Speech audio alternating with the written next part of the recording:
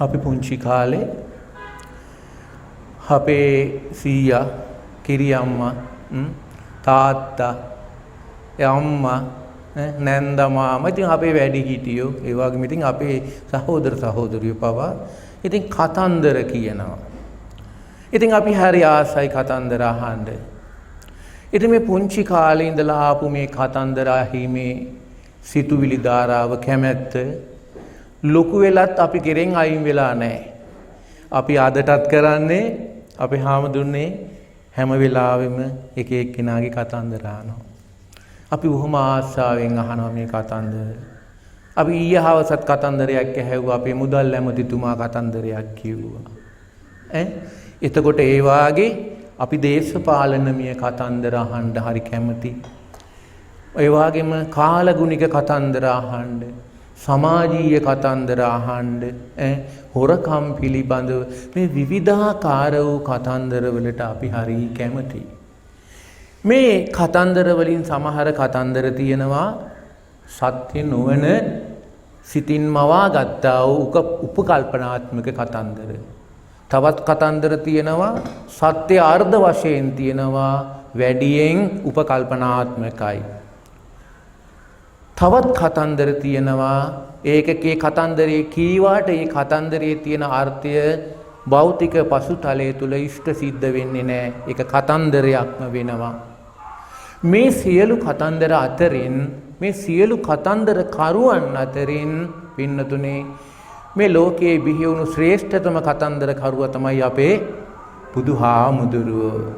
අපේ බුදුහාමුදුරුවොත් හොඳ කතන්දරයක් කීවා. හැබැයි මේ කතන්දරේ අර භෞතික ලෝකයේ විවිධ අය, විවිධ කණ්ඩායම්, විවිධ සංවිධිතයන් කියපු කියන කතන්දරවලට වඩා හාස්පසින්ම වෙනස් වුණේ උන්වහන්සේගේ කතන්දරය හැමදාම සත්‍යවාදී කතන්දරයක් බවට පරිවර්තනය වුණා. කියපු දේ ඒ ආකාරයෙන්ම පරමාර්ථීය වශයෙන්ම සැබෑ ස්වභාවයක්, සැබෑ අර්ථයක් ගම්ම කරලා පෙන්නපු හින්දා බුදුහාමුදුරුවෝ තමයි මේ ලෝකේ ඉන්න ලොකුම සත්‍යවාදී සැබෑ කතන්දර කරුවාණන් බවට පරිවර්තනය වුණා. හොඳයි. මේ කතන්දරත් එක්ක ගිය පුංචි කතන්දර විග්‍රහයත් එක්ක අර බුදුහාමුදුරුවන්ගේ සැබෑ කතන්දර වලට ප්‍රවේශයක් විදිහට අපේ ජනශ්‍රුතියේ තියෙන පුංචි කතන්දරයකින් මං බුදුහාමුදුරුවන්ගේ කතන්දර වලට ඇතුල් වෙන්නට මේ මොහොත උපයෝගී කරගන්නවා. දැන් මේ පින්නතුන් කවුරුත් දන්න ඔය වාගේ හරි සරල කතන්දරයක් තියෙනවනේ. මොකද්ද?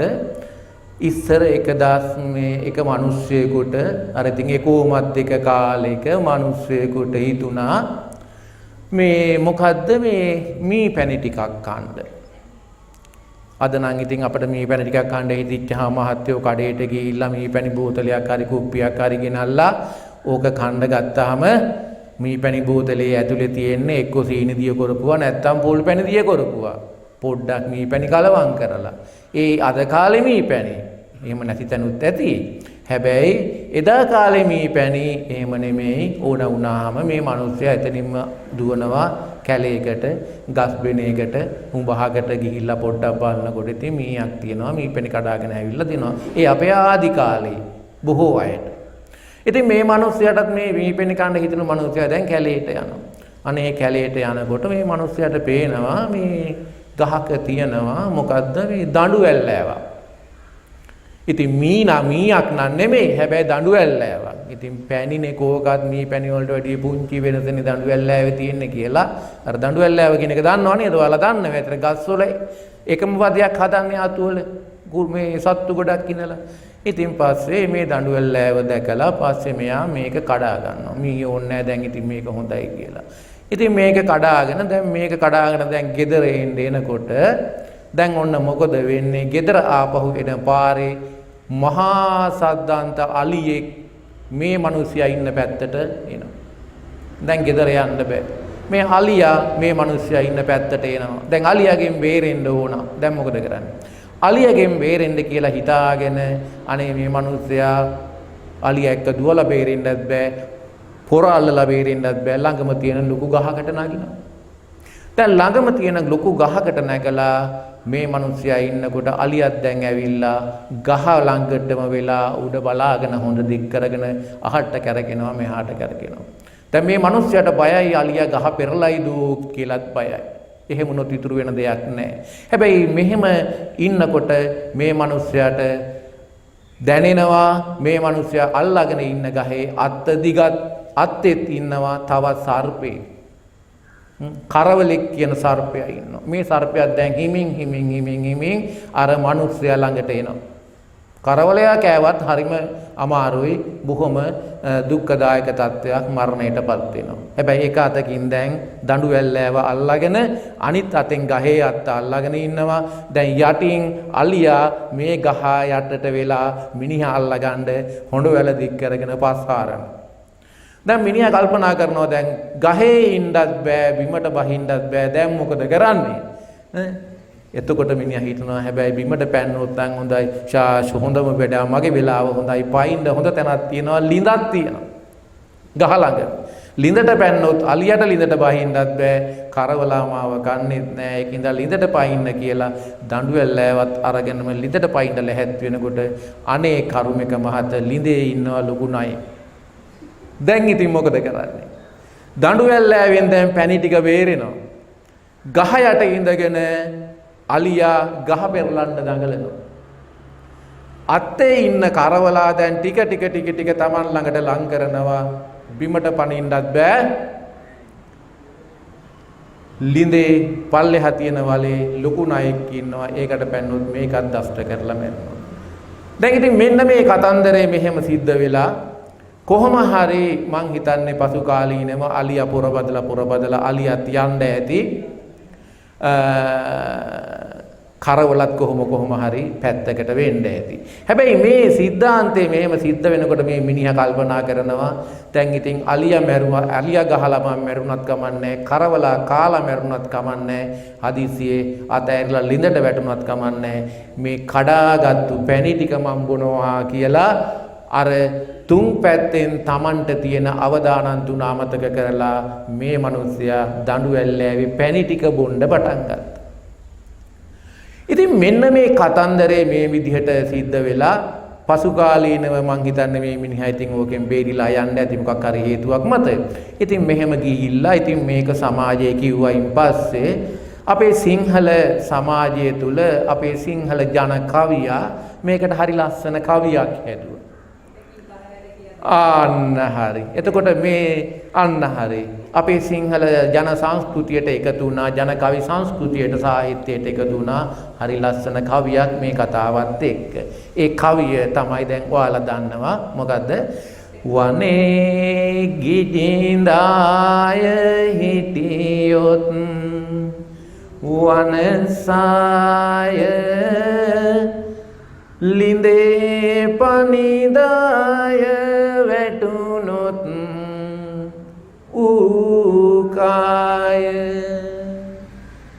අතකින් කරවලකි අතකින් දඬු බෑය මරණ තුනක් ඇති මිනිහෙක්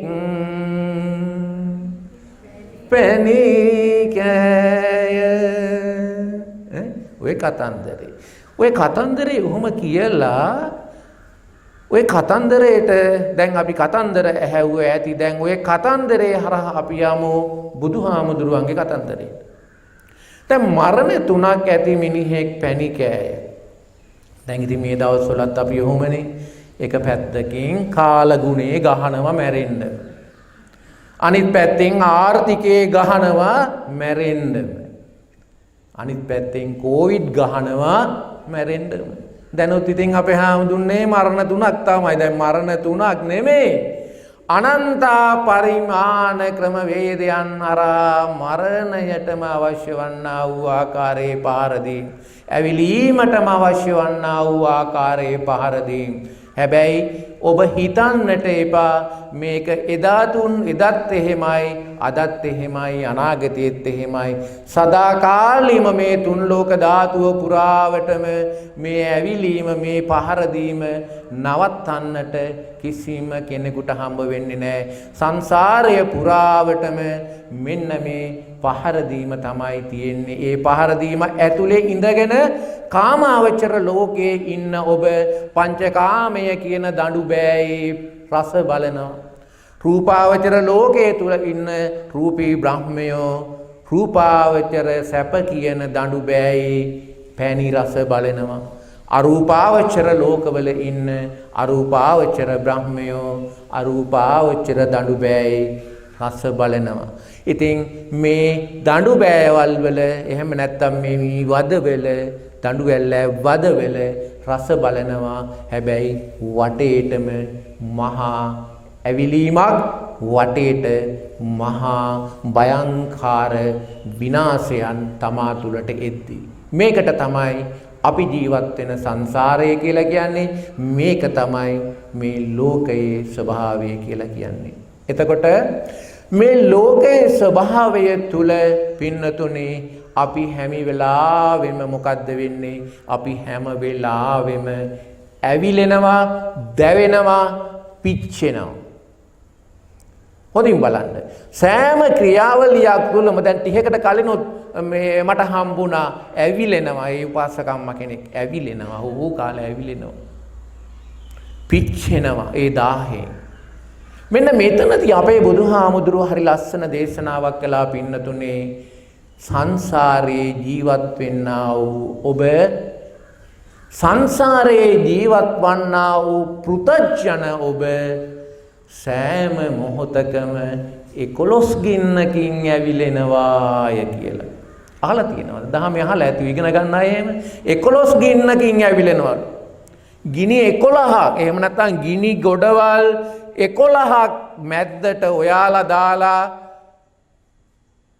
කාමාවචර දඬු බෑය අතට දීලා තියෙනවා. කාමාවචර ලෝකවල මිනිස් ලෝකේ හතර අපායේ දිව්‍ය ලෝක 6 කියන කාමාවචර ලෝකවල ඉන්න සත්වයෝ ගිනි ගොඩවල් 11කට මැදි වෙලා මේ ගිනි ගොඩවල් 11 ගිනි රස්සෙන් පිච්චි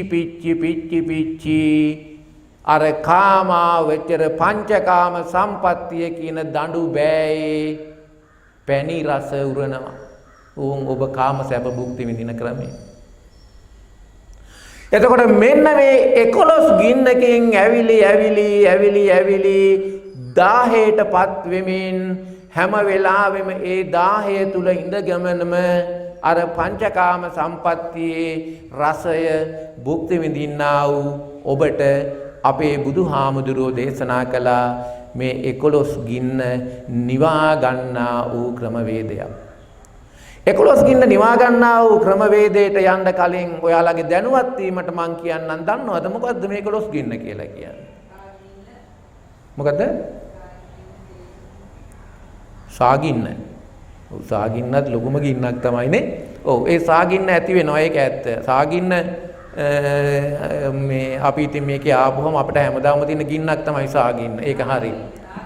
රාග ගින්න. මට හැමෝම සාගින්න කියනවා වගේ රාග ගින්න. ඔව් ඒ රාග ගින්නත් එක ගින්නක්. එතකොට මේ 11 ගින්න ඔව් කියන්නේ පස්සේ.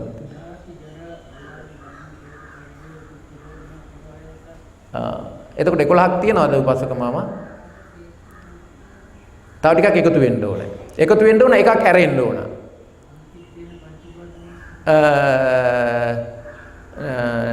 ඔව් ඉතින් එක පැත්තකින් ගත්තාම පංච උපාදානස්කන්ධයම ගිනි කොට තමයි. හරි. ඒක ඇතුලේ අරකට තියෙනවා තමයි. ඔව්.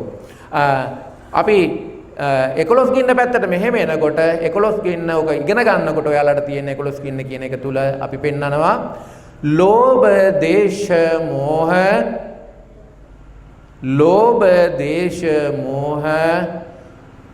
ඔබතුමාගේ ಜಾති පැත්තකින් තියලා ජරා ව්‍යාධි මරණ ශෝක පරිදේව දුක්ඛ දෝමනස්ස උපායස. ලෝභ දේශ මෝහ ජරා ව්‍යාධි මරණ ශෝක පරිදේව දුක්ඛ දෝමනස්ස උපායස. එනවනේ 11. ලෝභ දේශ මොහ ජරා ව්‍යාධි මරණ ශෝක පරිදේව දුක්ඛ දෝමනස්ස. එතකොට මේක තමයි සසර පුරාවට ඉන්න මේ පෘථග්ජන සත්වයා හැම වෙලාවෙම දෙවියෙක් වේවා බ්‍රහ්මෙක් වේවා අර බ්‍රහ්මයෝ කියපුවා මේක තේරුම් ගන්න එපා. එයාලා ධානා සම්පත්තියේ ඉන්නවා. එතකොට එයාලට අපිට කියන තරම් ඕලාරික නෑ ධානයෙන් බින්දෙනකොට ඔතන පවතින්නේ. එතකොට ඒ නිසා හැම වෙලාවෙම මේ ජාති ජරා ව්‍යාධි ලෝභ දේශ ජාති නෙමෙයි ලෝභ දේශ මොහ ජරා ව්‍යාධි මරණ ශෝක පරිදේව දුක්ඛ දෝමනස්ස කියන ගිනි ගොඩවල්. ජාති කියන එක ලැබුවයින් පස්සේ අර ටික හම්බ වෙන්නේ. ඒකයි ජාතියෝකෙන් අයින් වෙලා තියෙන වෙන හේතුවකින්ද නෙවෙයි. කියන්නේ ඉපදුනයින් පස්සේනේ ගිනි රස්නේ වදින්නේ. ඉපදුනයින් පස්සේ ජාතිය අරන් ඉවරනේ. ජාතිය ඉපදීමනේ. ඒකට ඉපදුනයින් පස්සේ තමයි මේ ගින්දර වදින්නේ. අන්න ඒකින්ද තමයි ජාතිය තියෙන පැත්තකින් තියලා තියෙන්නේ. එතකොට මෙන්න මේ ගිනි ගොඩත් එක්ක තමයි ඔබ හැමදාම ජීවත් වෙන්නේ. එතකොට දැන් බුදුහාමුදුරුවන්ගේ කතන්දරයට අපි ගමන් කරනකොට බුදුහාමුදුරුවන්ගේ කතන්දරය තුල පෙන්වන්නේ වෙන මොකුත් නෙමෙයි මේ ගිනි ගොඩෙන් මිදෙන්නා වූ ක්‍රමවේදය. බුදුහාමුදුරුවන්ට ඕන වුණා මේ 11 ගින්නකින් මිදෙන්න පිච්චෙන්නා වූ ඔයාලා මේ ගිනි ප්‍රවාහයෙන් ගිනි දාහයෙන් මේ තාපයෙන් අයින් කරලා සිසිලසක් ලබා දෙන්න. අන්නේ සිසිලස ලබා දීමේ ව්‍යායාමයේ තුල තමයි ලෝකයේ තියෙන ලොකුම සත්‍යවාදී කතන්දරය උන්වහන්සේ එදා ඇසල මාසේ පුරපසළොස්වක පොය දවසේ බරණැස ඉසිපසනාරාමේදී දේශනා කරන්නට යෙදුනේ. හොඳයි. එහෙමනම් අපේ පින්නතුන් මට මේකට පුංචි උත්තරයක් දෙන්න.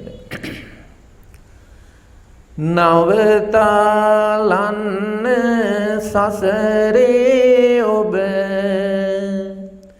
යන ගමන නවතාලන්න ඒ ගමනේ ඇති ගින්න ලෝකෝත්තර සුවය ඔබ හට ලං වෙන්න කල යුතු එකම දෙය කිමදයි පවසන්න. මොකක්ද දුක්ඛවන්ට මම කරන්න ඕන? තණ්හාව නැති කරන්න ඕන. තණ්හාව නැති කරන්න අපි මොකද්ද කරන්නේ? අපි නිවන ලබා ගන්න සම්මාදිට්ඨිය ලබා ගන්න මොකද්ද කරන්න ඕනේ? ලෝභ දේශ මොහ නැති කරන්න අපි මොකද්ද කරන්න ඕන? මොනවාද? කෝ අපේ මේ පරමාර්ථ දේශනාවේ කට්ටිය නැහැනේ. මේ මොකද්ද අපි ලෝභ දේශ මොහ නැති කරන්න අපි මොකද්ද කරන්නේ? ප්‍රායෝගික මොකද්ද ක්‍රියාකාරකම?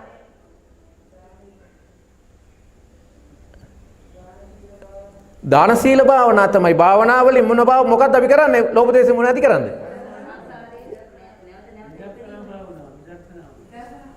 ඔව් විදර්ශනා භාවනාව අපි මේ 11 ගින්න නැති කරන්නට අපි හැම වෙලාවෙම භාවිතා කරන්නා වූ ඒ කායන අවිය විදර්ශනා භාවනාව විදර්ශනා භාවනාව අපි භාවිතා කිරීමත් එක්ක ලෝභ දේශ මොහ අපි තුලින් ක්‍රමානුකූලව ප්‍රහීන වෙනවා. ඒ හරහා ඇතිවෙනා වූ විදර්ශනා ප්‍රඥා අරමුණත් එක්ක.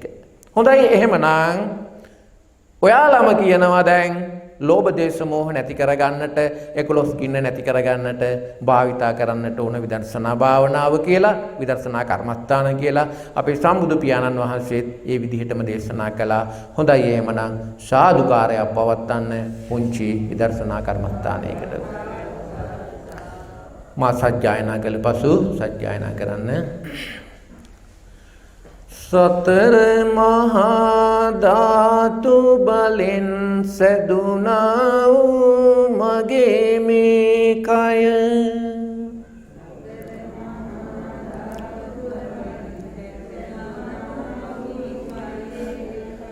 විදසුන් නුවණින් බැලු විට අනියත බව දැනෙයි මෙමට.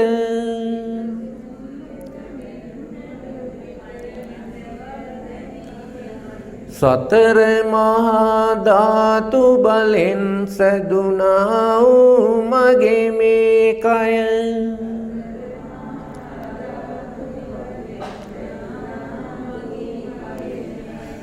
විදසුන් නුවණින් බැලු විට අනතම බව දැනෙයි මේ මට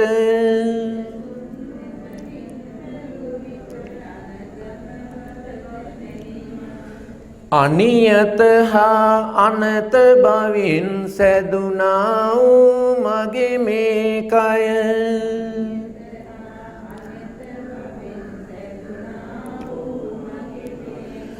හැම විටකම සැප පෙන්නා දුකම ගෙනෙන මිරිඟුවක්ය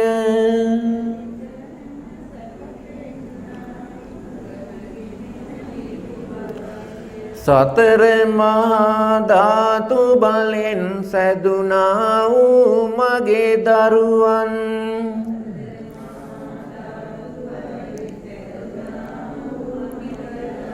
විදසුන් නුවණින් බැලු විට අනියත බව දැනෙයි මේ මට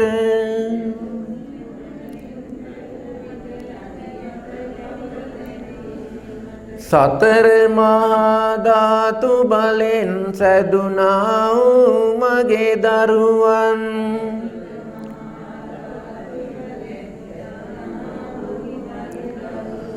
විදසුන් නුවණින් බැලු විට අනතම බව දැනේ මේ මට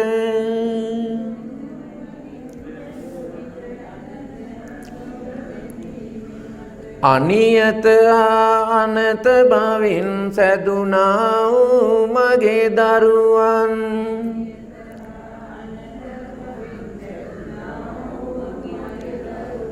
විදසුන් නුවණින් බැලු විට දුකම ගෙනෙන මායාවල්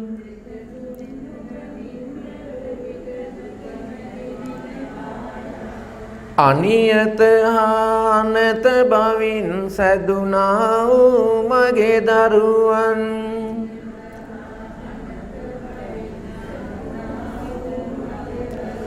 හැම විටකම සැප පෙන්නා දුකම ගෙනෙන මිරිඟු තමයි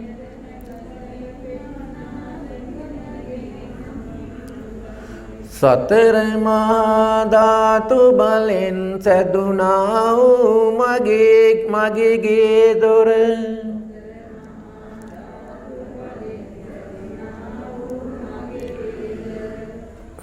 විදසුන් නුවණින් බැලු විට අනියත බව දැනේ මේ මට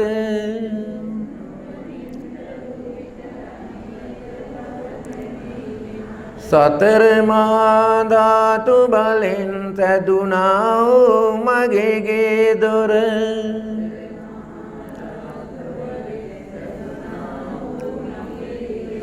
විදසුන් නුවණින් බැලු විට අනතම බව දැනේ මේ මට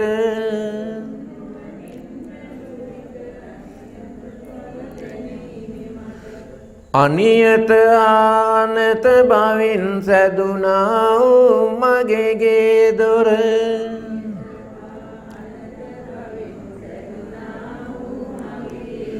හැම විටකම සැප පෙන්නා දුකම ගෙනෙන මිරිඟු තමයි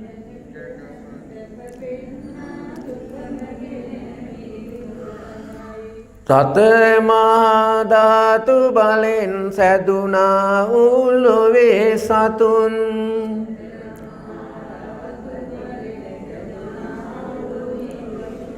විදසුන් නුවණින් බැලු විට අනියත බව දැනේ මේ මට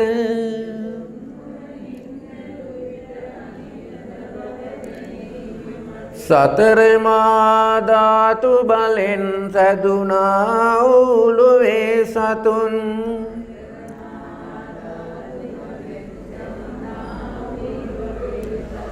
විදසුන් නුවණින් බැලු විට අනතම බව දැනේ මේ මට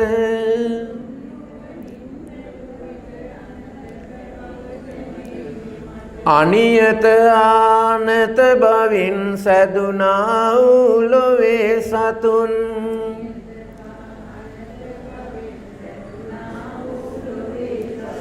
හැම විටකම සැප පෙන්නා දුකම ගෙනෙන මිරිඟු තමයි.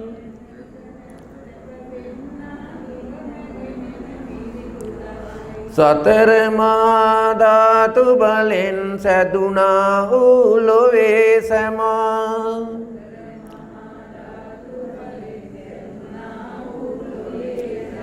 විදසුන් නුවණින් බැලූ විට අනියත බව දැනේ මෙමට.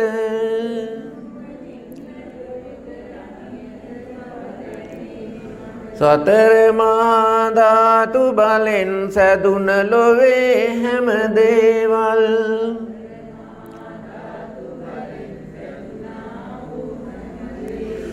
විදසුන් නුවණින් බැලූ විට අනතම බව දැනේ මෙමට.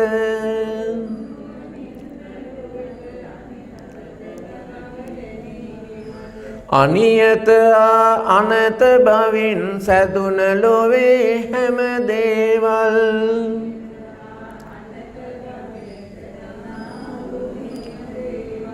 විදසුන් නුවණින් බැලූ විට දුකම ගෙනෙන මායාවල්.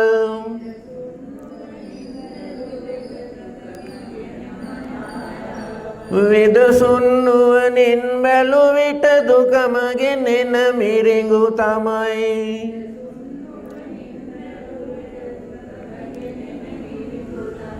මමය කියා මගේ කියා ගන්නට නෑ කිසිත් ලොවේ.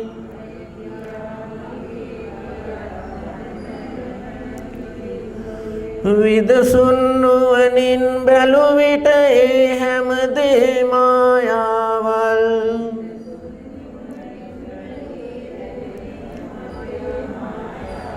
මමය කියා මගේ කියා ගන්නට නෑ ලොවේ කිසිත්.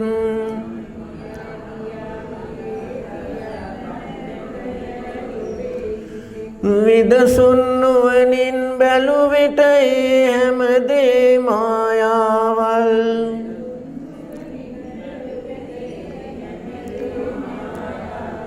මමය කියා මගේ කියා ගන්නට නෑ ලොවේ කිසිත්.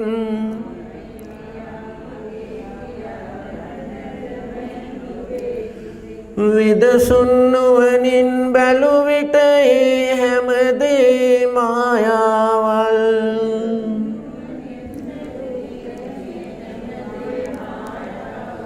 දැන් ওই කතාව ඇත්තද?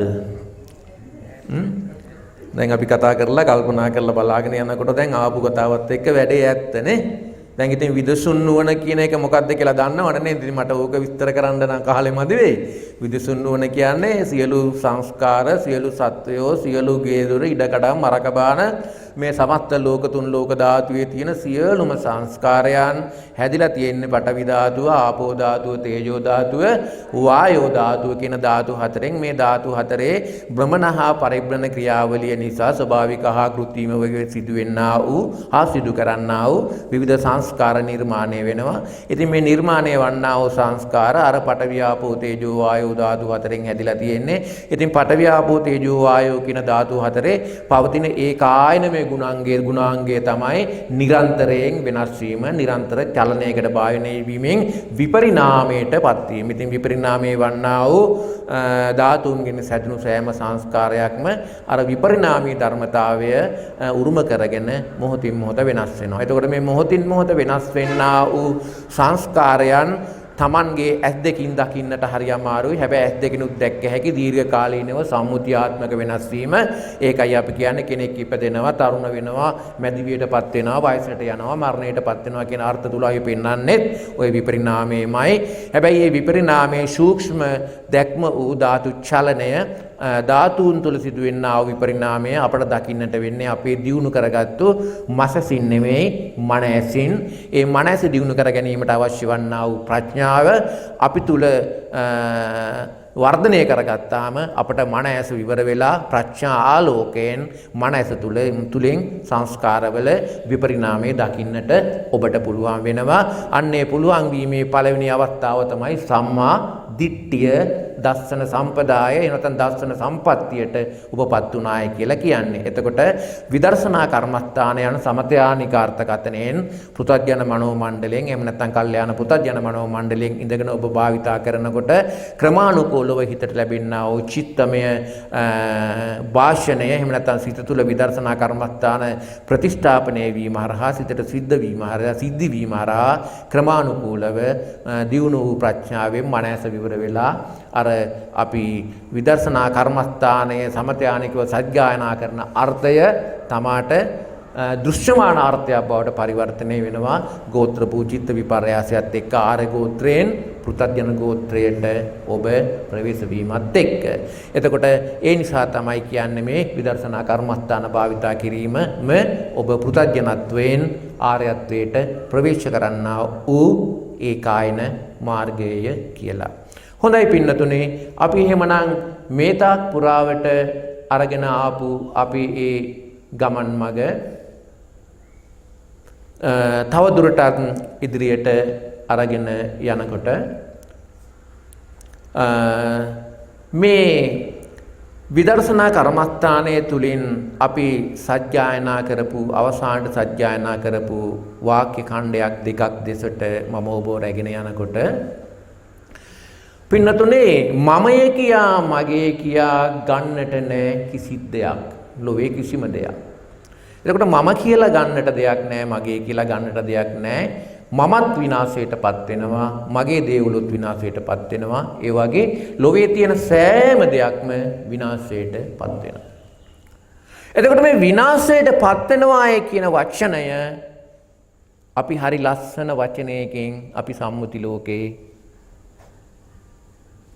සම්මුතියාත්මකව හඳුන්වනවා. එහෙම නැත්නම් 11 ගින්න ඇතුළෙත් මේ විනාශයටපත් වෙනවායි කියන වචනය තුල අර්ථ ගන්නවන ඊටමත් ප්‍රබල ගින්නක් තියෙනවා. ඔයාලා හැම වෙලාවෙම බයටපත් වෙන. ඔයාලා හැම වෙලාවෙම ත්‍රාසයටපත් වෙන. ඔයාලා හැම වෙලාවෙම බීතියටපත් වෙන. දැන් කොවිඩ් ආවයින් පස්සේ මේ මොනවාද වැක්සින් මාත්‍රා 3ම ගහගෙන ඉන්න පොලිමේ දුවන්නේත් ඔය බය හින්දා තමයි. අර එක ගින්නක බයක් තියෙනවා. මොකද්ද ගින්න? මරණ ගින්න නේ. එතකොට මේ මරණ ගින්න කියන එක මේ 11 ගින්නෙන් ලොකුම ගින්න. නේ 11 ගින්නෙන් ලොකුම ගින්න. බලන්නකෝ දැන් ඉතින් ඔය මූණු වහගෙන දගලන්නේත් මොකද කියලා. නේ බලන්නකෝ නේ. ඉතින් මේ මරණ ගින්න මම ඒක හැල්ලුවට එහෙමපත් කළා නෙවෙයි ඈ. ඒක බොහොම හොඳ දෙයක්. අපි ආරක්ෂා වෙන්න එපා. මොකද නිවයි යන්නත් අපි ජීවත් වෙලා ඉන්න එපා. මේ දහම අවබෝධ කරගන්න පුළුවන් කාලයක ඉපදිලා ඒකෙන් ඒ කාලයේ වටිනා ප්‍රයෝජනයක් ගන්න අපි නිරෝගීව ඉන්න එපා. නිකන් විහිං ලෙඩ හදා ගන්න ඕනේ නෑනේ. ඒකින්ද ඒක හොඳ දෙයක්. එතකොට මේ මරණ ගින්න තමයි සංසාරේ ඉන්න සෑම සත්වයකටම දැනෙන, පේරෙන, තියෙන, එහෙම නැත්නම් දැනෙන, තේරෙන ලොකුම ගින්න. භයානකම ගින්න. මේ මරණ ගින්න පිළිබඳව සත්වයාගේ චිත්තසංතානය පිළිබඳව තියෙන විශ්වෝපසහගත සිතුවිල්ල අපේ හාමුදුරුවෝ හරි ලස්සනට අපේ සරියුත් හාමුදුරුවෝ සත්‍ය විභංග සූත්‍රය හරි ලස්සනට එක තැනක පෙන්නනවා. හරි ලස්සනට කියනවා. කොහොමද කියන්නේ? මරණ ධම්මානං ආවුසෝ සත්තානං එවං ඉච්ඡා උප්පජ්ජති. ඒ කියන්නේ මේ මරණය පිළිබඳව සත්වයාගේ සිත තුළ මෙන්න මේ වාගේ සිතුවිල්ලක් ඇති වෙනවා. ඒකයි ඔය කිව්වේ.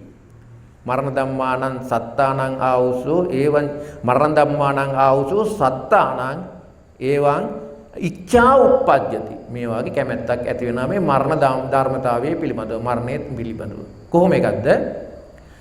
අහෝ අතමයන් මරණ ධම්මා අස්සාම නචවතනෝ මරණං ආගච්ඡයාති. මේක තමයි මේ සත්වයාගේ සිත් තුළ මරණය පිළිබඳව ඇති වෙන සිතුවිල්ල. මොකද්ද? අහෝ වතමයන්න මරණ ධම්මා අස්සාම. අනේ මේ මරණ කියන එක නම් මට ඇහෙන්නවත් එපා. ඕන් සිතුවිල්ලක් ඇති වෙනවා. මරණ කියන එක නම් අහන්නවත් හොඳ දෙයක් නෙවෙයි. මරණය කියන එක නම් අහන්නවත් හොඳ දෙයක් නෙමෙයි කියලා ඕන් සිතුවිල්ලක් ඇති වෙනවා. ඊළඟට ඊටත් වැඩිය ලොකු සිතුවිල්ලක් ඇති වෙනවා. මරණ ධම්මානං ආවසෝ සත්තානං එවං ඉච්ඡා උප්පජ්ජති අහෝ වතමයන්න මරණ ධම්මා අස්සාම. ඊළඟට එනවා නචවතනෝ මරණං ආගච්ඡයාති. මේ මරණය කියන එක මට නම් අම්මේ එන්න නම් එපා. උන් බලන්න කතන්දර. මරණය කියන එක ඇහන්නවත් හොඳ දෙයක් නෙමෙයි. මරණය කියන එක මට නම් එන්නම එපා. කොහොම හරි කල් දා ගන්න ඕන. ඕක නෙවෙයිද පෘථග්ජන සිතුවිලි ධාරාව තුළ මරණය විශ්ේ තියෙන්නේ. හොඳින් බලන්න. ඔබ තට්ටු කරන්න ඔබේ සිතට. තට්ටු කරනකොට ඔබේ සිතට ඔබේ සිත කියයි මරණය පිළිබඳව ඔබේ තියෙන සැබෑ සිතුවිල්ල මොකද්ද කියලා. ඔය සිතුවිල්ල වෙනස් වෙන්නේ ආර්ය ගෝත්‍රයට මාරු වෙනවත් එක්කම. මරණ බය නැත්තටම නැති වෙන්නේ අරහතුන් වහන්සේ නමක් බවට පත් වෙනකොට. ආර්ය භූමිකාව තුලත් මරණයට යම් ආකාරයක බයක් තියෙනවා. එතකොට මේ මරණ බය කියන දේ එහෙම නැත්නම් මේ මරණය කියන කතාව තමයි මේ ලෝකේ ඉන්න සත්වෙින්න තියෙන ලොකුම කතන්දරේ. මොකද්ද මේ මරණය? මේ මරණය කියන දේ ගැන කතා කරන්නට කලින් මං හරි කැමතියි ඔයාලට උපත කියන එක මොකද්ද කියලා පෙන්නන්න. උපත තේරුම් ගත්තාම මරණය තේරුම් ගන්න හරි ලේසි වෙනවා. උපත කියන්නේ මොකද්ද? උපත කියලා කියන්නේ වෙන දෙයක් නෙමෙයි. උපත කියලා කියන්නේ චිත්ත සංකාරයක් රූප සංස්කාර කීපයක් එක්ක එකතු වෙලා අලුතෙන් හදන්නා වූ සංකාරයක්. චිත්ත සංකාරයක රූප සංකාර කීපයක් එක්ක එකතු වෙලා හදනවා නව්‍ය සංකාරයක්. අන්නේ සංකාරයට කිව්වා මිනිහා කිව්වා, දෙවියා කිව්වා, බ්‍රහ්මයා කිව්වා, තිරිසනා සතා සීපාව කියලා කිව්වා. එතකොට මෙතන චිත්ත සංකාරයක් කියලා කියන්නේ චිත්ත ශක්තිය. චිත්ත ශක්තියක් ශබ්ද රූප සංකාරයක්, එහෙම නැත්නම් සෝත ප්‍රසාද රූපයක්, ජීවහා ප්‍රසාද රූපයක්, කාය ප්‍රසාද රූපයක්, ගාන ප්‍රසාද රූපයක්, පොට්ටබ්බ ප්‍රසාද රූපයක් එක්ක එකතු වෙලා නිර්මාණය කරනවා නව්‍ය සංකාරයක්. භෞතික විද්‍යාවේදී අපි කියනවා යුක්තාණුවක් නිර්මාණය වුණා. ශුක්‍රාණුවා ඩිම්බාණු වලින් එකතු වුණු සංකාර ශක්තිය යුක්තාණුවක් බවට පරිවර්තනය වෙන්නේ නැහැ නිකම්ම. චිත්ත සංකාරයක් ඒ අදාළ ශුක්‍රාණු හා ඩිම්බාණු මතට ඇවිල්ලා ඒ ශුක්‍රාණු හා ඩිම්බාණු වල තියෙන ඒ සංකාරය අර චිත්ත සංකාරයෙන් පෝෂණය කළේ නැත්තම්, ශුක්‍රාණු හා ඩිම්බාණු වලින් නිර්මාණය වුණු ඒ සංකාරය චිත්ත සංකාරය තුලින් පෝෂණය වෙනවත් එක්කම අර ශුක්‍රාණු හා ඩිම්බාණු වල තිබ්බ සංකාරයේ හැඩතලය වෙනස් වෙනවා යුක්තාණුවක් කියලා භෞතික විද්‍යාවෙන් අර්ථ ගන්නවන නව්‍ය සංකාරයක් බවට. අන්නේ සංකාරයට අපි කිව්වා ජීවියෙක් කියලා. එහෙම නැත්නම් එය මිනිස්සෙක්, දෙවියෙක්, බ්‍රහ්මයෙක්, සතෙක්, සීපාවෙක්. එතකොට එතනදී අර ශුක්‍රාණු හා ඩිම්බාණු කියන අර්ථය හැම වෙලාවෙම මේ ජලාබුජ කියන අර්ථයත් එක්ක එන උපක්‍රමයට සම්බන්ධ වෙනවා. වාගේම අර චිත්ත සංකාරය මේ අණ්ඩජ ජලාබුජ සංසේජිත උපපාතික කියන අර්ථකථන හතරෙන් පෙන්වන්නා වූ උපත්වලදී ඒ චිත්ත සංකාරයේ ඒ විදිහටම පඨවි ආපෝ තේජෝ වායෝ බාහිර රූප සංකාර ලබා ගන්නා වූ ක්‍රමවේදයන්ගේ තියෙන විස්තීර්ණ ස්වභාවය හා සූක්ෂම ස්වභාවය මත තමයි අර උපතේ ස්වභාවයන් පිළිබඳව විස්තර කරන්නේ. නමුත් ඒ කෙසේ විස්තර කළත් අවසානයේ සිද්ධ වෙන්නේ බාහිර ධාතු, බාහිර රූප කලාප, බාහිර රූපමය සංස්කාර කොටසක් චිත්ත සංකාරයක් එක්ක එකතු වෙලා සත්‍යයක් නිර්මාණය වීම ප්‍රාදුභූත වීම මට එතන දීර්ඝව විස්තර කරන්න තරම් මේ වෙලාව යෝග්‍ය වන්නේ නැහැ මේ යන සාකච්ඡාවේ හැඩතලයත් එක්ක. එතකොට මෙන්න මේ ආකාරයට චිත්ත සංකාරයක් රූප සංස්කාරයක් එක්ක එකතු වෙනවා. එතකොට රූප සංස්කාරات එක්ක එකතු වෙලා හදන නව්‍ය සංකාරය. ඒ සංකාරයට තමයි අපි නාම රූප කියලා කිව්වේ සත්වයක් කියලා කිව්වේ.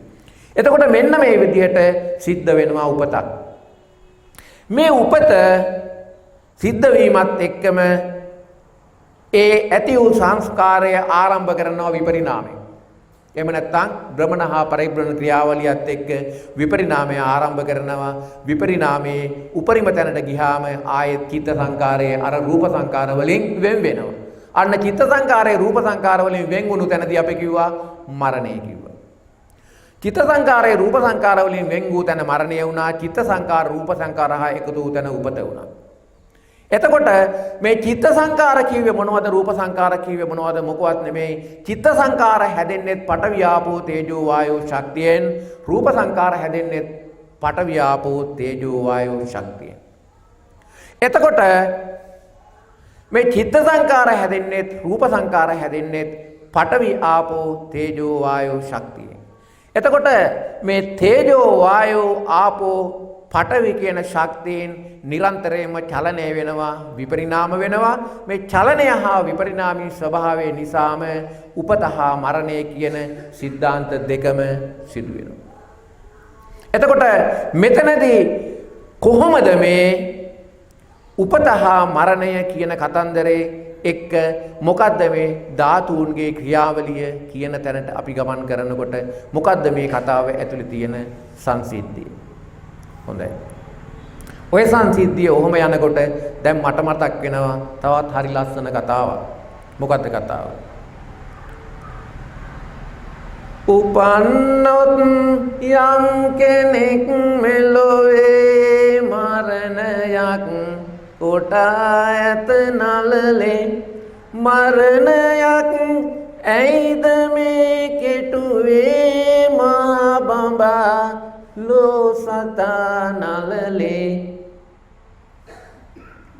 කිරෙන් කා තෙලෙන් අත සෝදා අපේ මේ ජීවිතේ ගෙවනා දමාලා යන්න වෙයිස් හැමදේ ආව කල ඒ රුදුරු මරුවා උපන්නොත් යම් කෙනෙක් මෙලොවේ මරණයක් කොටා ඇත නලලේ මරණයක් ඇයිද මේ කෙටුවේ මා බඹා මනුසතා නලලේ. කොහෙද ඉන්න මහ බඹා ඉන්නේ? අන්න මම ඉන්නේ බ්‍රහ්ම ලෝකේ බෝවරි. එතකොට මෙතනදී බුදුදහමත් එක්ක එන මහ බඹා කවුද? අන්න Hindu දහමේ නම් අර ත්‍රිමූර්ති අරහා මහා බ්‍රහ්මයා ඉතින් කතා කරනවා මහා බ්‍රහ්මයාගේ පෙකණියෙන් එනවා ඇඟිලි වලින් එනවා හිස් මුදුනෙන් එනවා ඒ බ්‍රහ්ම දහමට අනුව. නමුත් බුදු දහමට අනුව මොකද්ද මේ මැවීමේ ශක්තිය මහ බඹා කොහෙද ඉන්නේ? බුදු දහමට අනුව මහ බඹා මැවීමේ ශක්තිය කිව්වේ වෙන මොකුත් නෙමෙයි ධාතු ශක්තිය. පතර සතර මහා ධාතු ශක්තිය තමයි මේ මැවීම් ශක්තිය කියලා අපි කතා කරන්නේ. සම්්‍යක් සම්බුදු පියාණන් වහන්සේ උන්වහන්සේගේ සර්වඥතා ඥාණයෙන් අනාවරණ ඥාණයෙන් දැකපු ලෝකයේ තුල කරපු ලෝක විග්‍රහය තුල මහ බඹා යනු පඨවි ආපෝ තේජෝ වායෝ යන පංච සතර මහා ධාතු බලය. එහෙම නැත්නම් මේ සතර මහා ධාතු බලයට අපි තව කියනවා හරි ලස්සන වචනයක්. මොකද්ද මේ සතර මහා ධාතු බලයට අපි කියන ඒ ලස්සන වචනේ? ඔව් කියන්නේ? ඔව් සංස්කාර කියලා කිව්ව මොකද්ද නෝන මහත්තයා කිව්වේ? නෑ කියලා ඉල්ලාස් කරගත්තා අය නේද? ඔව්. ඔව්. මේ සතර මහා ධාතු වලට අපි කියන හරි ලස්සන වචනයක් තමයි මාර ශක්තිය. මාර ශක්තිය. මාර ශක්තිය. අපි මාර කියන වචනේත් එක්ක කතා කරනකොට හැම වෙලාවෙම මාර කියන වචනයත් එක්ක නිරූපිත වෙනවා මේ සතර මහා ධාතු. එතකොට මාර කියන වචනයත් එක්ක මාර වචනයට ගහපුවාම මාරයෝ විස වෙනවා 5 දෙනෙක්. මාර වචනේ අරගෙන මාර වචනයට කවුරු හරි පොල්ලකින් හොඳට ගැහැවුවොත් එහෙම විසි වෙනවා 5 දෙනෙක් විසි වෙනවා. කවුද 5 දෙනා? මාරයෝ 5 දෙනෙක් විසි වෙනවා. එක මාරය ඇතුලේ මාරයෝ 5 දෙනෙක් ඉන්නවා. මාර කියන සංවිධිතයේ ඇතුලේ උපසංවිධිත 5ක් තියෙනවා. එහෙම නැත්නම් මාර කියන කුලකයේ ඇතුලේ උපකුලක 5ක් තියෙනවා. මොනවාද මේ 5? ඇයි දෙයියනේ අහලා නැද්ද? පංචමාර කියලා අහලා නැද්ද? පංචමාර කියලා අහලා නැද්ද? බාඋං සමබිනිම් මිත සායුදන්තං ගිරිමේකලං උජිත ගෝර රසේන මාරං. හැබැයි එතන ආවේ එක මාරයයි. එතන ඒ වෙලාවේ පෙන්නන්නේ ගිරිමේකලං උජිත ගෝර රසේන මාරං. එතන පෙන්නනවා මාර දිව්‍ය පුත්‍රයා ගැන කතාවක් එතන පෙන්නනවා. එතකොට මේ පංච මාර කිව්වේ කවුද? කවුද පංච මාර? දේවපුත්ත මාර, ක්ලේශ මාර, මච්චු මාර, ස්කන්ධ මාර, අபிසංස්කාර මාර. ඔන්න මාර හැඩතල 5. දේවපුත්ත මාර මාර දිව්‍ය පුත්‍රයා. එයා තමයි අර ගිරිමේකලං උදිත ගෝර සසේන මාරං කියලා එහෙම කියන්නේ. ඒ මාර ශක්තිය මාර දිව්‍ය පුත්‍රයාය කියන පුද්ගල සංඥාමයෙන් ඉන්නා වූ මේ මාර දිව්‍ය පුත්‍ර චරිතය වසවර්ති දිව්‍ය ලෝකයේ තුල එහෙම නැත්නම් පරිනිම්මිත වසවර්ති දිව්‍ය ලෝකයේ තුල විද්‍යාමාන වෙන්නා වූ චරිතයක්. මේ චරිතය හැම වෙලාවෙම සතර සත්වයා පැවැත්මට උපකාර කරන්නා වූ චරිතයක්. ඒක සංසාරීය නියාමයක්. සක්‍ර දේවේන්ද්‍රයා වාගේ, මහා බ්‍රහ්මයා වාගේ, එතකොට යම රජුරුව වාගේ එයාගේ කාර්යබාලය සංසාරීය සත්ව ප්‍රජාව දිගටම සසර තුර පවත්වා ගැනීම. ඒක තමයි හැම වෙලාවෙම දේවපුත්ත මාරත් එක්ක ප්‍රශ්න තියෙන්නේ. ගැටලු තියෙන්නේ. හැම වෙලාවෙම මේ දේවපුත්ත මාර ඔයාලා එයාගේ ශක්තියෙන් ඔයාලාව මෙහෙවනවා. රූප ශබ්ද ගන්ධ රස පොට්ටබ්බයන් පෙන්නලා. අර කියන්නේ එයාට දුවන 3 දෙනෙක් එහෙම ඉන්නවා කියලා තණ්හා රති රඟා කියලා. ඉතින් ඔය එක එක ඒ දුවලා තමයි ඔය වැහිලා අපි බලන්න වෙලාවකට එක එක වැහිලා ඉතින් අපිට ඇහෙනවා දැනෙනවා ඒ ශක්තියෙන් තමයි එන්නේ. එතකොට එයාගේ කාර්යභාරය එයා එහෙම කරනකොට අපි රස ඒ හරහා අපි ලෝකයේත් එක්ක ඇලෙනවා ගැටෙනවා. එතකොට මෙන්න මේ විදිහට මේ දේවපුත්ත මාර ඊට පස්සේ ක්ලේශ මාර කෙලෙස් ලෝභ දේශ මොහ ප්‍රමුඛ සමත්ත සිත කෙලෙසෙන්නා වූ සිතුවිලි ටික මාර වෙනවා. මොකද සිත කෙලෙසෙන ශක්තියින් අපේ සිතේ ක්‍රියාත්මක වෙනකොට අපි ඒවත් එක්ක ඇලිලා ගැටලා ලෝකෙක එකතු වෙනවා. ක්ලේශ මාර. ඊළඟට මරණයත් මාරයෙක් කියලා බුදුහාමුදුරුවෝ පෙන්නනවා. මොකද මරණයත් මාරයෙක් වෙන්නේ මරණය ඊළඟට නැවතත් සතරට එකතු වීමට අවශ්‍ය වන්නා වූ හේතුවක්. ඇයි? මරණු කෙනෙක් උපදිනවා. මරණයට බය වෙන්න එපා. මැරෙන්න බය වෙන්න එපා. මැරෙන චිත්ත වීදියේම ඊළඟ චිත්තක්ෂණයේදී තියෙන චුතිසිත ඇති වෙනවත් එක්කම චුතිසිත උපාද වෙලා තිති වෙලා භංග වෙනවත් එක්කම අපේ ආමතුන්නේ ඊළඟට උපදිනවා ප්‍රතිසන්දි සිත. බය වෙන්න එපා. මේ දැන් අවුරුදු 60ක් 65ක් 70ක් පැනලා නිකන් මේ පංචිකාවත්තර දාන්න තියෙන චැසි ටික අයින් කරලා දාගම්මට අලුත් චැසියක්. හැබැයි අලුත් චැසිය හොඳ චැසියක් කරගැනීමේ වගකීම මේ පරණ චැසිය තුල ඉන්න ඔබට තියෙනවා. ඒ පරණ චැසිය තුල ඉඳගෙන හොඳ අලුත් චැසියක් හදාගත්තා නම් බය වෙන්න එපා. මැරෙන්න. මොකද ඊළඟ ඒ චිත්ත වීදියේම ඊළඟ තියෙන චිත්තක්ෂණයේ ප්‍රතිසංජීවිතය. ඒ නිසා උපත යනු මරණයයි, මරණය යනු උපතයි. හොඳයි. ක්ලේශ මාර අරහත් ඔබ යන්නේ මරණයට. ස්කන්ධ මාර. මොකද ස්කන්ධ මාර කිව්වේ? ස්කන්ධ මාර කිව්වේ පංච උපාදානස්කන්ධය. රූප උපාදානස්කන්ධ, වේදනා උපාදාන, සංඥා සංකාර විඥාන උපාදානස්කන්ධ කියලා කියන්නේ මේ අපි අල්ලාගත්තු ඇහෙන් කනෙන් දිවෙන් නාසයෙන් අල්ලාගෙන ගොඩවල් හදාගෙන තියෙනා ඕ රූප ශබ්ද ගන්ධ රස පොට්ටබ්බ සංස්කාර කඳු කරගෙන තියාගෙන ඉන්න. හිතේ තයාගෙන. ඒවා හොඳයි නරකයි කියලා අල්ලාගෙන ඒවත් එක්කම සිත පවත්වාගෙන ඉන්නකොට ඒවා හොඳයි නරකයි කියන මේ සිතුවිල්ලත් එක්ක මරණාසන්න සිතුවිලි ධාරාවේදී එන මතකයන් තුලින් නැවත සසරට එකතු වෙනවා ස්කන්ධ මාර, ක්ලේශ මාර, මච්චු මාර, ස්කන්ධ මාර, දේවපුත්ත මාර, ඊළඟට මාර අபிසංස්කාර මාර. අය අபிසංස්කාර මාර කිය වෙන මොකවත් මේ පුණ්‍ය ශක්තිය පාප ශක්තිය. පින්පව් දෙකත් මාර ශක්තිය. මේ උපාසක මහත්තයා කියන්නේ මාර කතාවක් නේ අපේ ආමතුන්නේ කියලා මේ උපාසක අම්මලට දීතන ඇති. පින්පව් කියන්නේත් මාර ශක්තියක්. ඇයි? පින්පව් මාර ශක්තියක් කියන්නේ පුණ්‍ය සංකාර එකතු කරු පැටිය ගිහිල්ලා සුගතිගාමි ලෝකවල ඉපදීමට හෝ සුගතිගාමි ලෝකවල සුගතියාත්මක විපාක ලබා දීමට හෝ දුගතිගාමි ලෝකවල ඉන්නේ නැති යම් ආකාරයක සුභවාදී විපාක ලබා දීමට මේ පුණ්‍ය සංකාර උදව් කරනවා. පාප සංකාරත් එහෙමයි. සුගතිගාමි ලෝකවල ඉන්න අයටත් පාප සංකාරයේ සමහර වෙලාවට මතුවෙලා දුක්ඛදායක පස්යන් ලබා දෙනවා. ඒ වගේම දුගතිගාමි ලෝකවල ඉපදීමටත් මේ පාප ශක්තියින් හේතු සාධක වෙනවා. කෙසේ කතා කළත් කොහොම කතා කළත් අවසානයේදී සිද්ධ වුණේ එකම දෙයක්. මොකද්ද? රවුම යනවා සංසාරේ යනවා 11 ගින්නට අවශ්‍ය වන්නා වූ කඩළු ටික මේ මාර ශක්තිය හරහා නිර්මාණය කරනවා. එහෙම නැත්නම් මායя හරහා නිර්මාණය කරනවා. එහෙනම් මේ මායя හරහා නිර්මාණය කරන්නා වූ මේ සමත්ත ශක්ති ධාරාවම නිර්මාණය වුණේ කොතනින්ද? පඨවි ධාතුවෙන්, තේජෝ ධාතුවෙන්, වායෝ ධාතුවෙන්, ආයෝ ධාතුවෙන්. අන්න සමත්ත මාර ශක්තියම නිර්මාණක ශක්තිය බවට පරිවර්තනය වෙනවා ධාතු 4. එහෙනම් ධාතු 4 තමයි මේ ධාතු බලය තමයි මරණය නිර්මාණය කරන්නේ. ධාතු බලය මරණය නිර්මාණය කරන්නේ. මරණය කියන්නේ මොකද්ද? මරණය කියන්නේ වෙන මොකවත් නෙමෙයි මායාවෙන් ගත්තු ණය ටිකට තමයි මේ මරණය කියන්නේ. මායාවෙන් ණයක් අරගෙන තියෙනවා.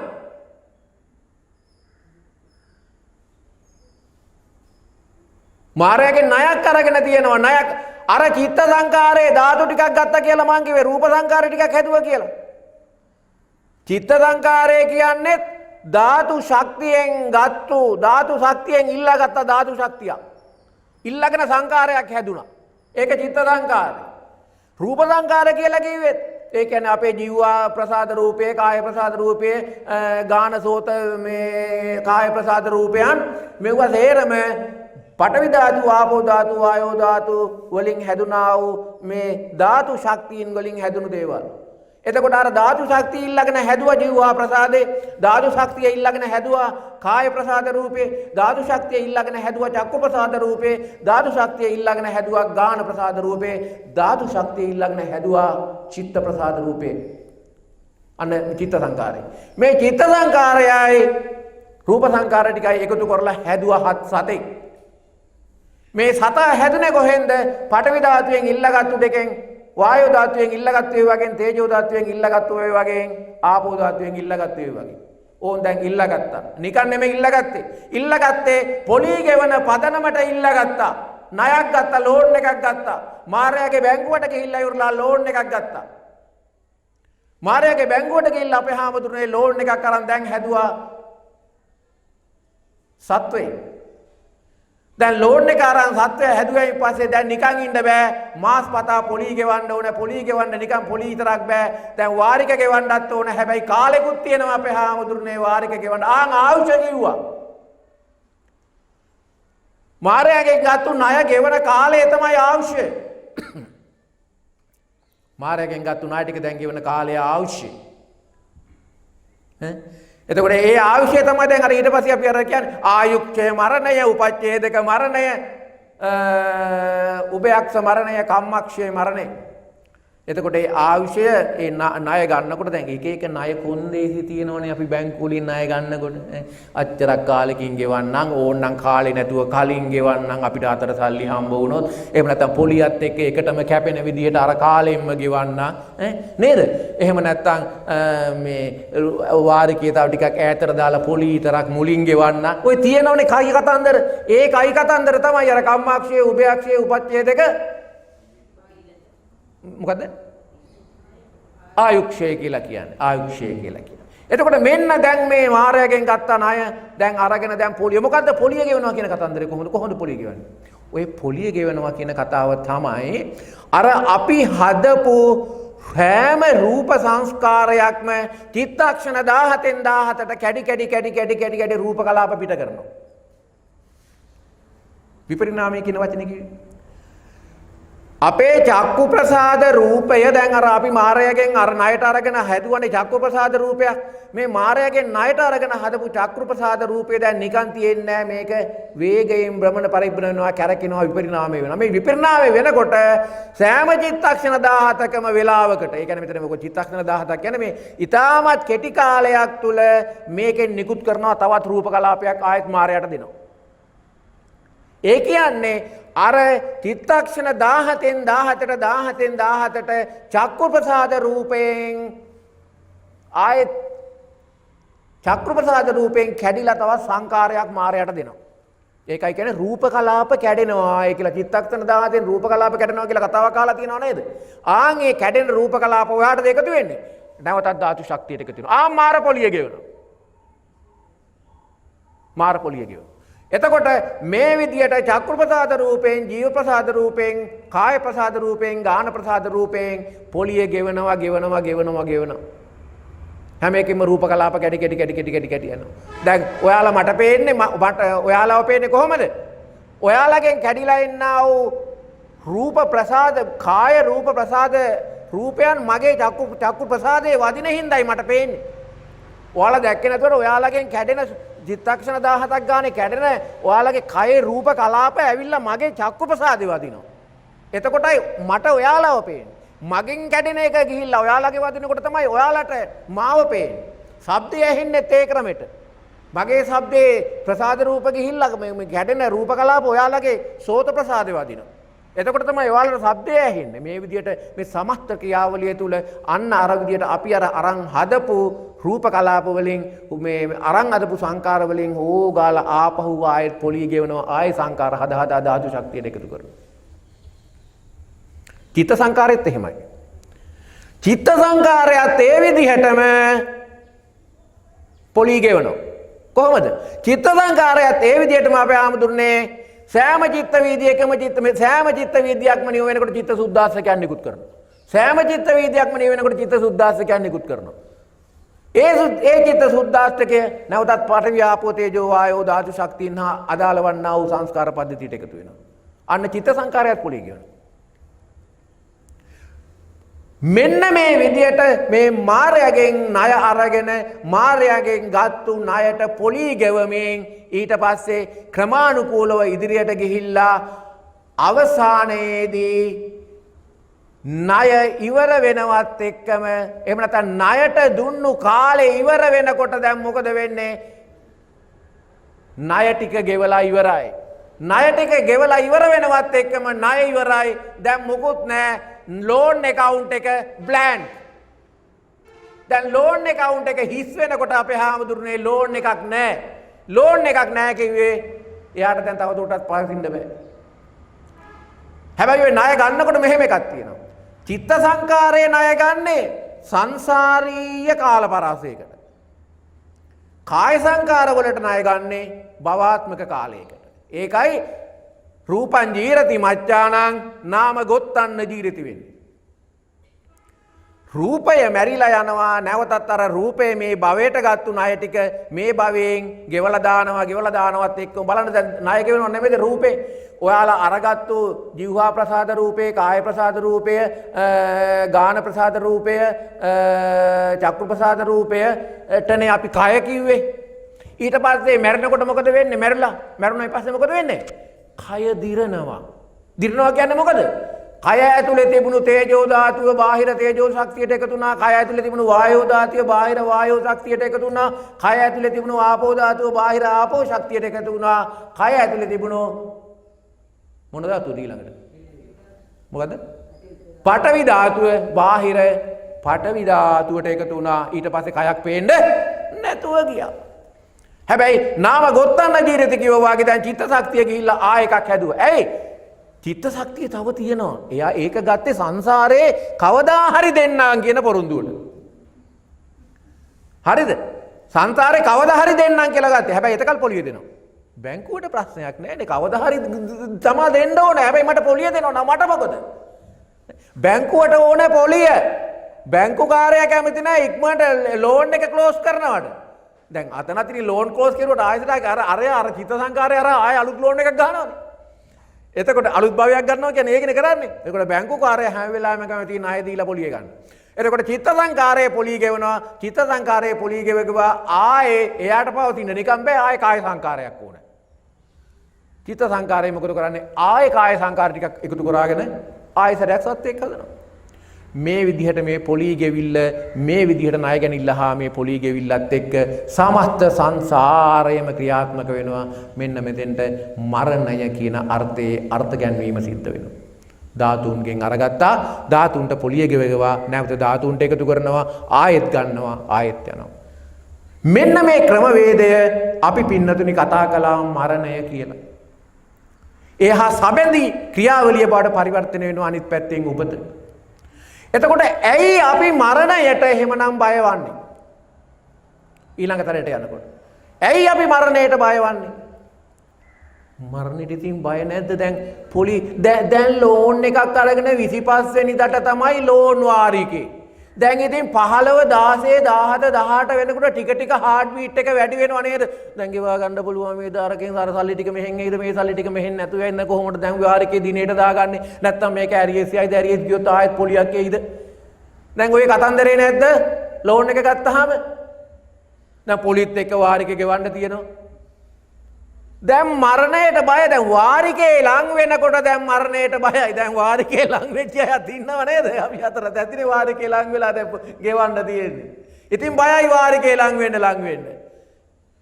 වාරිකේ ලං වෙන්න දැන් අපි පොලී ගෙවන්න ඕනේ, ණය ගෙවන්න ඕනේ කියන මේ බය තියෙනවා. මෙන්න මේ බයත් එක්ක තමයි මරණ බය කියන එක අපේ සිතේ ඇති වෙනවා. ඒ ස්වභාවය තමයි අර මරණ බය අපේ සිතේ ඇති වෙනවා. අපේ සිතේ මරණ බය ඇති වෙන්නේ මොන හේතු මතද? වෙන කිසිම හේතුවකින්ද නෙමෙයි. අපි මරණයේ ස්වභාවය මොකද්ද කියලා අඳුනාගන්නේ නැති හින්දා. අපි මේ ලෝකේ මගේ කය කියලා අල්ලාගෙන ඉන්නවා මේක. මේ ණයට ගත්තු එක. ණයට අරන් හදාගත්තු මේ ණය කොට මගේ එකේ සල්ලි කියලා හිතාගෙන ඉන්නවා. ණයට අරන් තියාගෙන ඉන්න සල්ලි ටික මගේ වෙන්නේ නැහැනේ ණයකාරයාගෙන් ගත්තේ. ණයකාරයා ඉල්ලයි කියන බය දැන් කොච්චරවත් මන් ළඟ තියෙනවා. ඇයි දෙයියනේ හාමුදුරුවන්ගෙන් මං සල්ලි ටිකක් අරගෙන ගෙදරට ගිහින් කියනවා මේ මගේ සල්ලි කියලා. දැන් අපේ ගෙදර කට්ටිය බොහොම සතුටින් ඉන්නවා අපේ තාත්තගේ මහත්තයාගේ සල්ලි කියලා. මං බයේ ඉන්නවා හාමුදුරුවෝ කොයි වෙලාවෙ ඉල්ලා හිට දන්නේ නැහැ කියලා. ඉතින් මං හැම වෙලාවෙම හාමුදුරුවන්ට පොලිය දිදී ෂේප් කර ආර මෙහෙ කර වාරිකේ ගෙවවා ඉන්නවා. හැබැයි මෙහෙම වෙලා එක්කමට වාරිකේ ගෙවා ගන්න බැරි නෝ හාමුදුරුවෝ ඇවිල්ලා සල්ලි ටික බලෙන් අරගෙන යනවා. ලීසින් කම්පැනි වලින් කරන්නේ හදිසි ඇවිල්ලා ගාලා මරලා අරගෙන යන්නේ. ඒ විදිහට එහෙම නැත්නම් ඉතින් ටික ටික ගණ්ඩල හැත් වෙනවා. එහෙම නැත්නම් නඩු දානවා මොනවා හරි කරනවා. අපි බයේ ඉන්නවා මේ මාරයාගෙන් ගත්තු සල්ලි ටික දැන් ඉල්ලන්නේ කොයි වෙලාවෙද අන්න මරණය. අපි දුව කියලා හදාගෙන ඉන්නවා පුතා කියලා හදාගෙන ඉන්නවා ගෙවල් දොරවල් ඉඩකඩම් අරක බාන නැන්ද මාමා අත්තා කිරි අම්මා කියලා හදාගෙන ඉන්නවා. මේ හැම කෙනාම මාරයාගෙන් ණය අරන් හදාගත්තු සංකාර. මාරයාගෙන් ණයට අරන් හදාගත්තු සංකාර ටික අපේ කියලා අපි හිතා ගන්නවා. අපි දන්නේ නැහැ ඒගොල්ලෝ මාරයාගේ ණයකාරයෝ කියලා. ඒ මාර ණය ගොඩවල් කියලා. අපි හිතාගෙන ඉන්නවා මේ අපේ දේවල් කියලා. අපේ දේවල් කියලා අපි හිතාගෙන ඉන්නකොට මාරයා මොකද කරන්නේ එකපාරටම? එයාගේ ණයෙන් ගන්න පුළුවන් තරම් ණය ටික ආපහු ගන්නවා. එක්ක කාලය ඉවර වෙලා ණය ටික ගන්නවා. වාරිකේ ගෙවලා ඉවර වෙලා.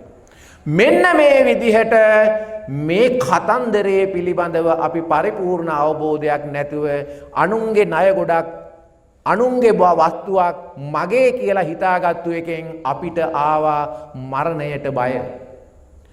අපි තේරුම් ගත්තා නම් මම කියන්නේ මාරයාගේ මාර ශක්තිය, මගේ කියන්නේ මාරයාගේ මරණ ශක්තිය, මගේ සිත කියන්නේ මාරයාගේ ධාතු ශක්තියක්, මගේ ඇහැ මගේ කන මගේ දිව මගේ නාසය මගේ ශරීරය කියන්නේ මාරයාගේ මාර ශක්තියින් මම මේ ණයට අරන් තියෙන්නේ. මගේ දුව මගේ පුතා මගේ දරුවෝ මගේ ඉඩකඩම් මගේ ගේ දොර මගේ හරක බානා සමස්ත ලෝකයේ සියලුම දේවල් මේ මාර ශක්තියින්ය. මේවා මගේ නොවේය. මේවා මාරයාගෙන් මන් ණයට අරගෙන තියෙන දේවල්ය. ණයට ගතු දේවල් අනිවාර්යයෙන්ම ණය හිමියා ආපහු ගන්නවාය කියන හැඟීම දැක්ම අපේ සිත ඇති කරගත්තා නම් අන්න අපි එදාට මාරයාට බය වෙන්නේ මරණයට බය වෙන්නේ. මට ඒක මගේ කියන තත්ත්ව නැති වෙනකම් තත්ත්ව තියෙනවා. හරියටමත් හරි අන්න මගේ කියා තත්ත්වේ නැති වෙන එක. දැන් මමය කියා මගේ කියා ගන්නට නැත කිසිත් ලොවේ විදසුන් නුවණින් බැලුව විට ඒ හැමදේ මායාවල්. හරිනේ කතාව?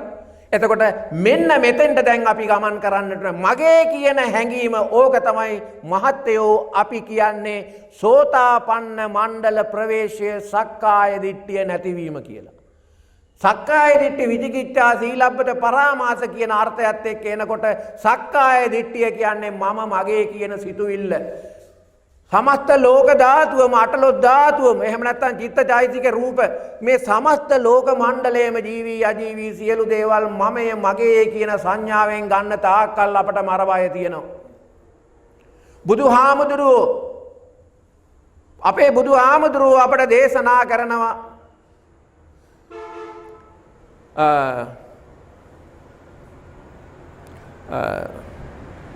සචේතුම් හාක භික්කවේ අරඤ්ඤගතෝ වා රුක්ඛමූලගතෝ වා ශුඤ්ඤාගාරගතෝ වා uppajjeyya භයං වා චම්මිතත්තං වා ලෝමහංසෝ වා සෝ මමේව තස්සින් සමයේ අනුස්සරේයාත ඉතිපිසෝ භගවා රහං සම්මා සම්බුද්ධෝ විද්‍යාචරණ සම්පන්නෝ සුගතෝ ලෝකවිදු අනුත්තරෝ පුරිස ධම්ම සාරති සත්තා දේව මනුස්සානම් බුද්ධෝ භගවාති අත ධම්මං සරේයාත අත සංගම් සරිය. එහෙම නැත්නම් මේ දහම් ශ්‍රී සද්ධර්මය හෝ ආර්ය මහා සංඝයා මෙනෙහි කරන්න කියනවා. ඒ කියන්නේ අපිට බයක් ඇති ගැම්මක් ඇති වුණු වෙලාවට තෙරුවන් සිහි කරන්න කියනවා. ඉතින් අපේ අය නම් ඕක කරනවා. අපේ අය ඕක කෙරුවට කරන්නේ තෙරුවන් සිහි කරන්න කියන අර්ථය මොකක්ද කියලා දන්නේ නැතුව තෙරුවන් සිහි කරනවා. තෙරුවන් සිහි කරන්න කියන අර්ථය තුල ගැප් වෙන්නේ වෙන කිසිම කයි කතන්දරයක් නෙමෙයි. තෙරුවන් සිහි කිරීම තුල තෙරුවන් යනු විදර්ශනා මූලික ධාතු මානසිකාරාත්මක ශක්තිය තමයි තෙරුවන් තුළ නිරූපිත කළේ. රහතන් ආර්යයන් වහන්සේලා යනු සියලු සංස්කාරයෝ අනිත්‍යයි අනාත්මයි කියන දර්ශනය තුළින් මේ සමස්ත ලෝකය දැකපු උත්තමයෝ. සී සද්ධර්මයේ යනු විදර්ශනාව ප්‍රමුඛ කරගෙන සියලු සබ්බේ සංඛාරා අනිත්‍යාති අනාත්තාති කියන න්‍යාය ධර්මයේ ලෝකයට විහිදුවාලන්නා වූ ක්‍රමවේදය තමයි ශ්‍රී සද්ධර්මය කියන්නේ. ඒ ශ්‍රී සද්ධර්මය ලෝකයට එලි කරලා දුන්නු පහදලා දුන්නු කියලා දුන්නු උත්තමයා තමයි බුදුහාමුදුරුවෝ කියන්නේ. එහෙනම් බුදුහාමුදුරුවෝ මතක් වෙනකොට කෙනෙකුට මතක් වෙන්න ඕන ත්‍රිලක්ෂණය ශ්‍රී සද්ධර්මයේ මතක් වෙනකොට කෙනෙකුට මතක් වෙන්න ඕන ත්‍රිලක්ෂණය ආර්ය මහා සංඝයා මතක් වෙනකොට කෙනෙකුට මතක් වෙන්න ඕන ත්‍රිලක්ෂණය කෙනෙකුට මත වුණොත් බලන්න ඔබේ හිතට බය කියන සිතුවිල්ල එනකොට මේ බය කියන සිතුවිල්ල ඔබට පුළුවන් නම් විදර්ශනා මනසිකාරයට ගන්න. බය කියන්නේ සිතුවිලි හැදිලා තියෙන්නේ පඨවි ධාතුවෙන් තේජෝ ධාතුවෙන් වායෝ ධාතුවෙන් ආපෝ ධාතුවෙන්. එහෙනම් පඨවි ආපෝ තේජෝ වායෝ ධාතු වලින් හැදුණු මේ නිරන්තරයෙන්ම වෙනස් වෙන්නා වූ මේ බය කියන සිතුවිල්ල මොන කෙහෙල් මලටද මම අල්ලගෙන ඉන්නේ හින්දා නේද මට මේ බය ගෙනත් දෙන්නේ. මේක ධාතු ගොඩක් කියන සිතුවිල්ල මා ඇතුල් කරගෙන මේ බය කියන සිතුවිල්ල ධාතු මනසිකාරයෙන් බලපු හැටියෙන් මා කෙරෙන් බය පහව යනවා නොවේද?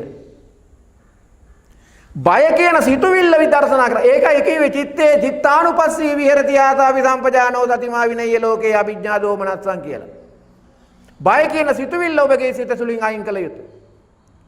එතකොට ඒ විදියට ඔබ අල්ලාගෙන ඉන්න ඔබේ සිතේ තියෙන සිතුවිලි ඒ වගේම ඔබ අල්ලාගෙන ඉන්න සියලුම රූප, ශබ්ද, ගන්ධ, රස, පොට්ටබ්බ ධම්ම ඒ වගේම චක්කු, සෝත, ගාන, ජීවා, කාය, මන එහෙම නැත්නම් මේ සියලුම අටලොස් ධාතුම කාය විඥාන, රූප විඥාන, ශබ්ද විඥාන, ගාන විඥාන, ජීවා විඥාන, කාය විඥාන මෙන්න මේ සියලු දේම සැදිලා තියෙන්නේ පඨවි ධාතුව, තේජෝ ධාතුව, ආපෝ ධාතුව, වායෝ ධාතුව කියන දේ ඔබ හරි විදිහට තේරුම් ගත්තා නම් විදර්ශනා මානසිකාරයෙන් ඔබ මේ දේශ බැලුවා නම් ඔබට අනිවාර්යෙන්ම මරණ බය කියන එක නැතුව යනවා.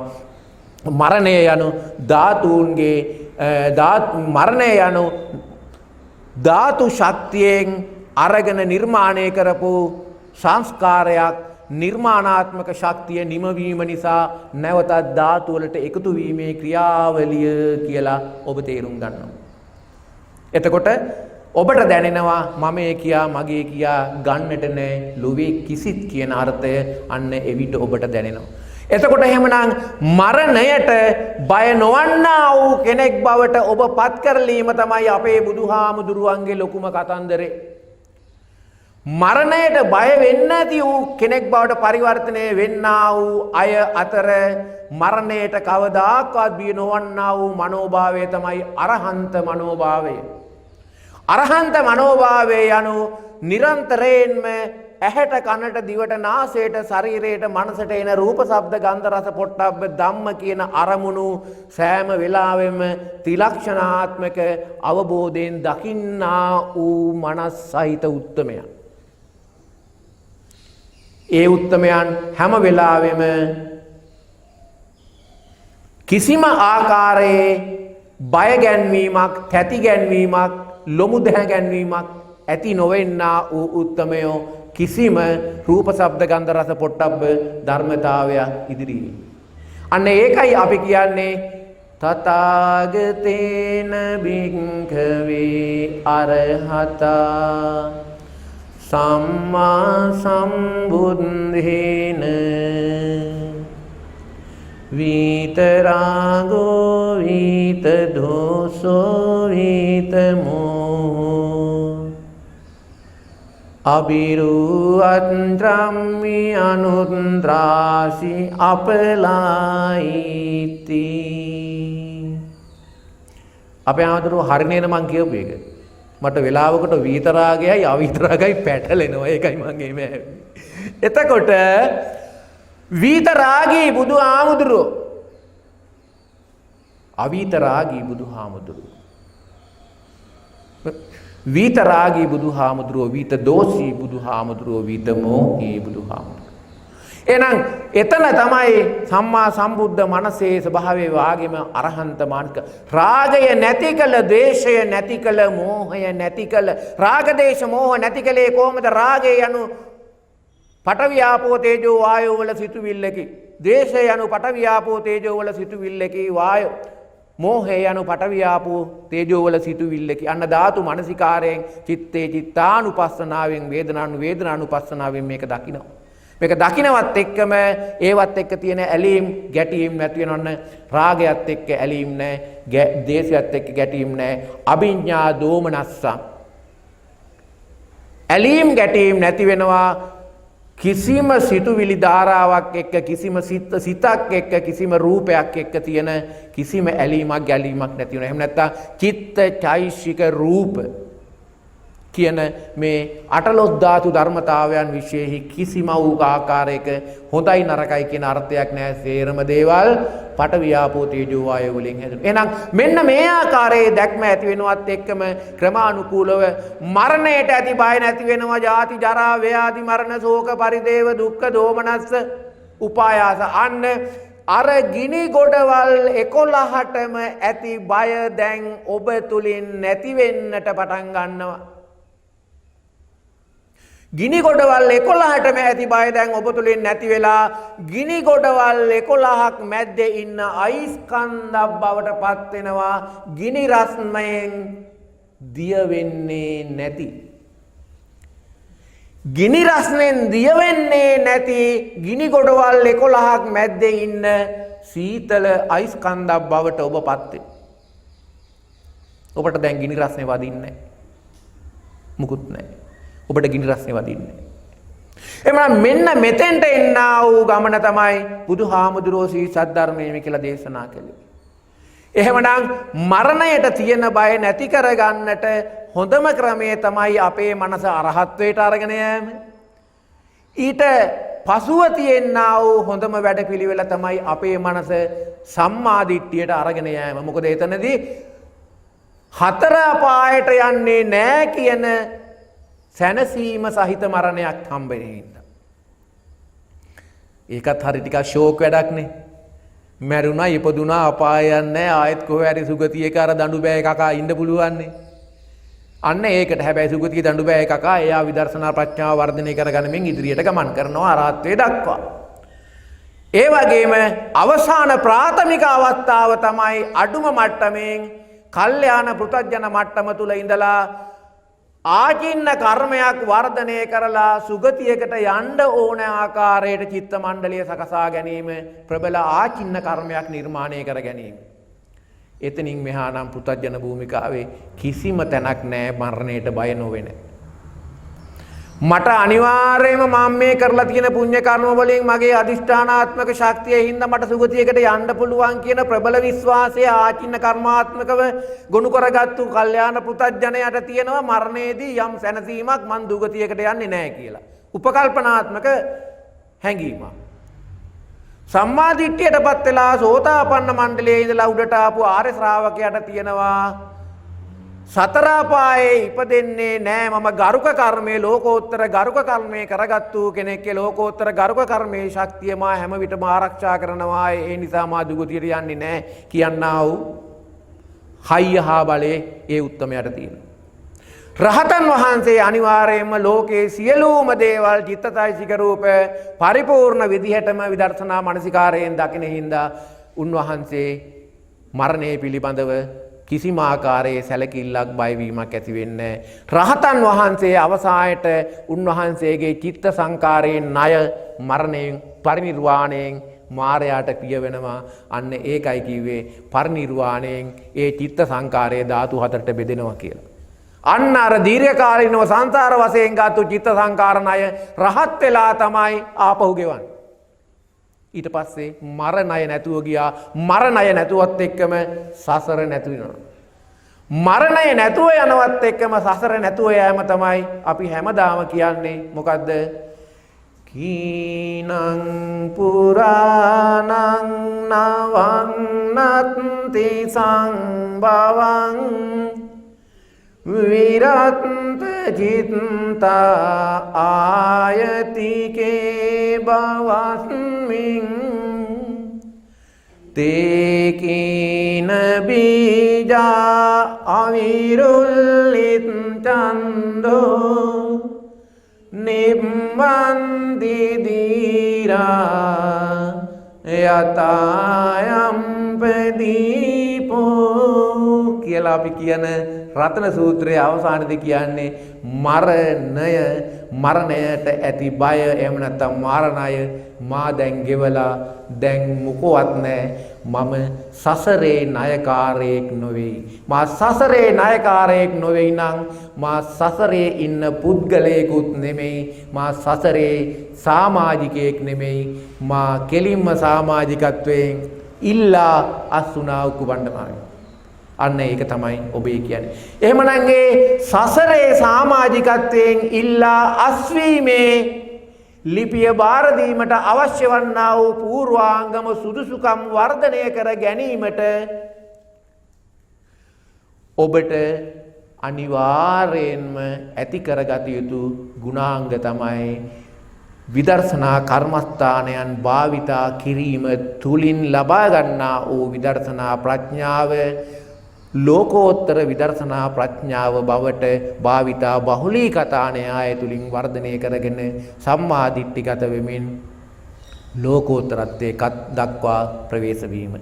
හොඳයි එහෙමනම් පින්නතුනි ඒ ශ්‍රේෂ්ඨ වූ ලෝකෝත්තර මාර්ගඵල කරා ගමන් කරන්නා වූ ගමන් මගට ප්‍රවේශ වීම වාස් අවශ්‍ය වන්නා වූ ඒ කායන ධර්මතාවයේ වන ඒ විදර්ශනා කර්මස්ථානය අපි නැවතත් මෙනෙහි කරමින් අපේ දහම් වැඩසටහන නිමාවටපත් කරමු. සියලු දෙනා නැවත සාදුකාරයක් පවත්වා මා සත්‍යයනා කළ පසු සත්‍යයනා කරන්න. සතර මහා ධාතු බලෙන් සැදුනා වූ මගේ මේ කය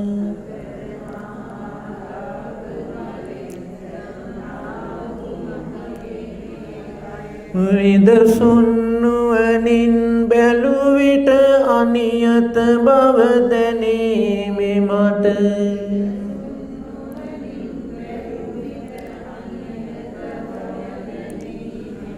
සතර මහා ධාතු බලෙන් සැදුනා වූ මගේ මේ කය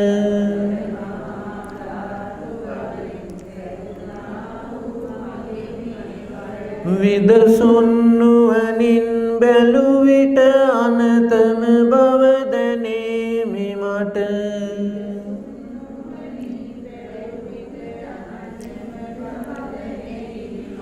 අනියත ආනත භවෙන් සැදුනා වූ මගේ මේ කය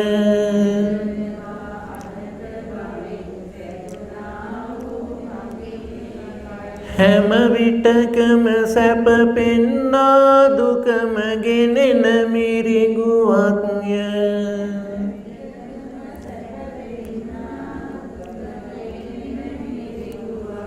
සතර මා ධාතු බලෙන් සැදුනා වූ මගේ දරුවන්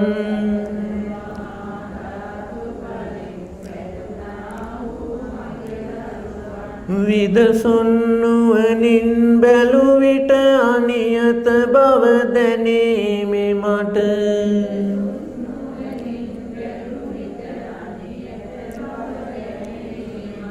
හතර මා ධාතු බලෙන් සැදුනා වූ මගේ දරුවන්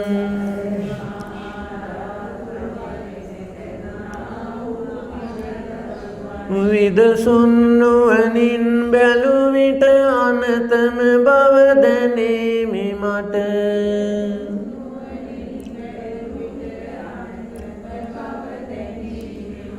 අනියත ආනත බවින් සැදුනා වූ මගේ දරුවන්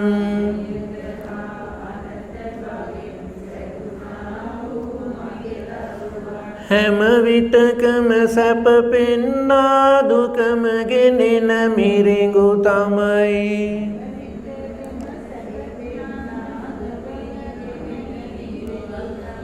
සතර මහා ධාතු බලෙන් සැදුනා වූ ලොවේ සතුන්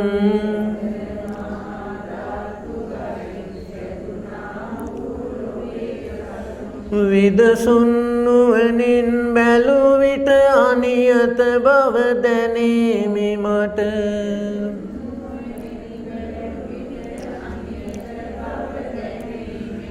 සතර මහා ධාතු බලෙන් සැදුනා වූ ලොවේ සතුන්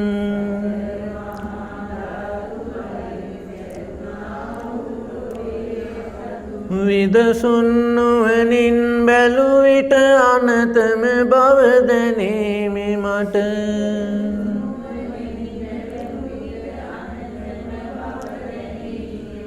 අනියත ආනත භවින් සැදුනා වූ ලොවේ සතුන්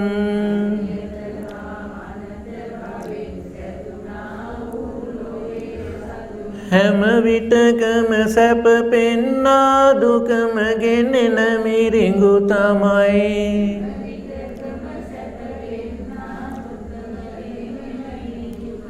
සතර මහා ධාතු බලෙන් සැදුන ලොවේ හැම දේවල්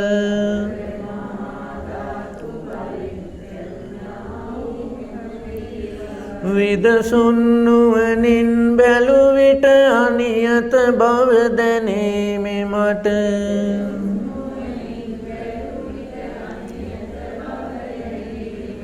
සතර මා ධාතු බලෙන් සැදුන ලොවේ හැම දේවල්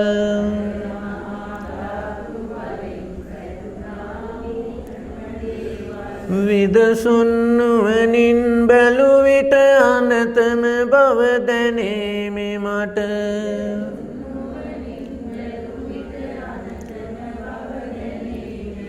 අනියත අනත භවින් සැදුන ලොවේ හැම දේවල්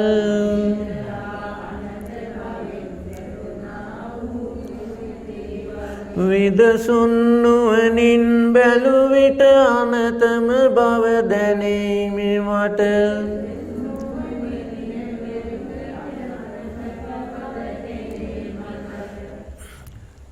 මමය කියා මගේ කියා ගන්නට නෑ ලොවේ කිසිත්.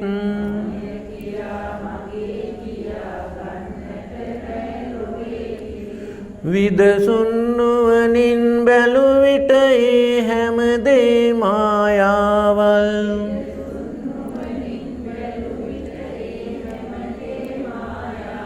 මමය කියා මගේ කියා ගන්නට නෑ ලොවේ කිසිත්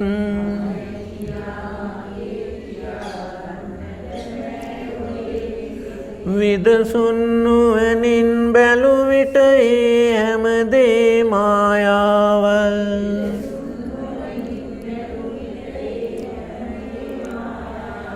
මමය කියා මගේ කියා ගන්නට නෑ ලොවේ කිසිත්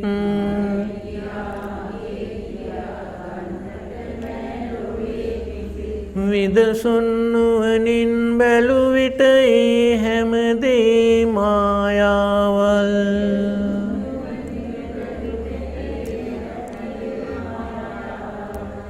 පින්නතුනි මේ විදර්ශනා කර්මස්ථානයන් ඔයාලට ඕන විදිහට ඔයාලට දැනෙන විදිහට තේරෙන විදිහට ඔය වාක්‍ය රටාව වෙනස් කරගෙන ඔයාලගේ හදවතට වදින විදිහට සිතට වදින විදිහට තේරෙන විදිහට සකසා ගැනීමේ පූර්ණ අයිතිය ඔයාලට තියෙනවා. මොකද මේ සියලුම කර්මස්ථානයන් මම නිර්මාණය කරපු දේවල් කාගේවත් දේවල් නෙවෙයි. ඒ නිසා ඔයාලට ඕන විදිහට මූලික අර්ථයට හානියක් නොවන ආකාරයට ඕවා සකසාගෙන ඔයාලගේ දහම් ආభాෂයන් වර්ධනය කරගෙන විදර්ශනා ප්‍රඥාව දියුණු කරගෙන ලෝකෝත්තර මාර්ග ප්‍රවේශයන් ලබාගෙන මරණයෙන් ගැලවෙන්නට මාරණයෙන් බේරෙන්නට ලෝකුත්තර සමාජිකයෙක් වෙලා සංසාරීය සමාජිකත්වයෙන් අයින් වීමට අවශ්‍ය පදනම සකසා ගන්නට මේ වැඩසටහනත් හේතු සාධක කරගනිත්වා. ඒ වගේම මෙවන් වැඩසටහන් මේ ආකාරයෙන් ඉෂ්ට සිද්ධ කරන්නට අපට හැම වෙතම මඟ පෙන්වන්නා වූ අපේ ගෞරවනීය ඇන්නුරුවේ රතනසිරි හාමුදුරුවන් වහන්සේගේ සකල විත සංසාරීය අරමුණු ඒ ආකාරයෙන්ම ඉෂ්ට සිද්ධ වේවා කියා ප්‍රාර්ථනා කරමින් ඔබ සියලු දෙනාටම තෙරුවන් සරණ ප්‍රාර්ථනා කරමින් මේ වැඩසටහන මම සමාප්ත කරනවා. සියලු දෙනාට තෙරුවන් සරණයි.